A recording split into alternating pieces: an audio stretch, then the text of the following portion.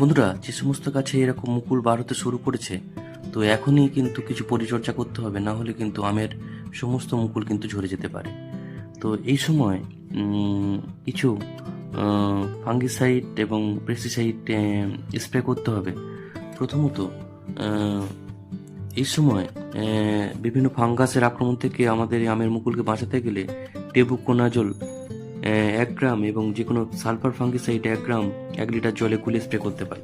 আর যদি এই কম্পোজিশন না থাকে, তাহলে আপনারা কার্বন ডাইজিন গ্রুপের ব্যাবিস্টিন 1 গ্রাম 1 লিটার জলে গুলে কিন্তু স্প্রে করতে পারেন।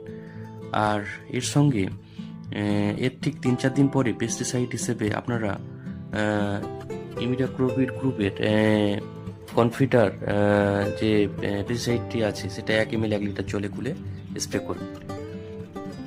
তো এই ফাঙ্গিসাইড এবং পেস্টিসাইডটি অবশ্যই ইউজ করতে হবে আমের মুকুলকে ঠিক রাখার জন্যে।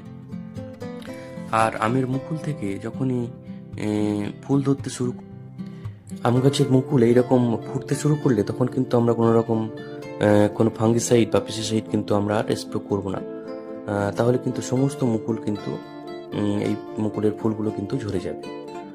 তো বন্ধুরা, এরকম শর্টকাট আরও টিপস পেতে প্ল্যান্টস কেয়ার নেচার ইউটিউব চ্যানেলটিকে সাবস্ক্রাইব করুন এবং অবশ্যই চ্যানেলটিকে শেয়ার করে দিন।